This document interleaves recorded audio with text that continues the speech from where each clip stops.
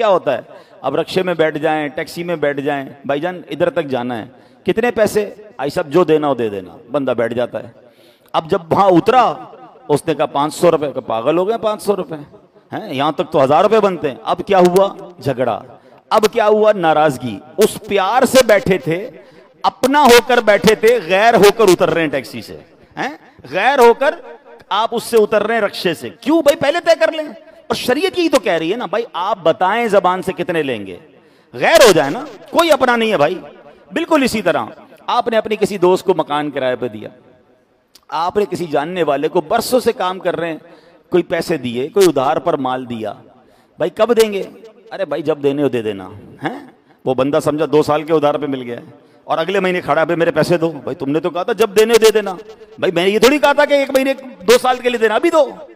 جھگڑا شروع ہے۔ بھائی ریٹ کیا ہے اس کا؟ ارے بھائی جو مناسب ہو دے دینا، آپ تو اپنے ہی ہیں، آپ سے کیا کرنا۔ اب تھوڑی دیر بعد جھگڑا ہو رہا ہوتا، بھائی اپنے تو جھگڑ کیوں رہے ہو؟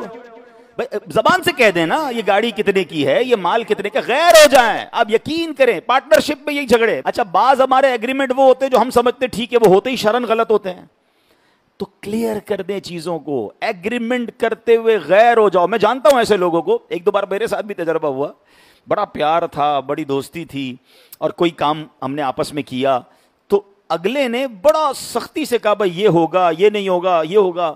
تھوڑا سا مجھے بھی جھٹکا لگا، یار ایسے بات کر رہے ہیں، کہہ رہے بھائی ایگریمنٹ کے وقت ہم دونوں غیر ہیں، کوئی پرانی دوستی نہیں ہے، سب چیزیں اس میں لکھیں گے۔ مزہ آیا مجھے، کیوں کہ آج آپ نے لکھ لیا نا، اب کبھی جھگڑا نہیں ہوگا، اب آپ اپنے رہیں گے، دوستی برقرار رہے گی، رشتہ داری برقرار رہے گی۔ اور یہی قرآن سکھا رہا ہے، کتنا پیارا کلام ہے رب کا، کہ اے ایمان والو جب بھی کوئی ایسا لین دین کرو لکھ لو۔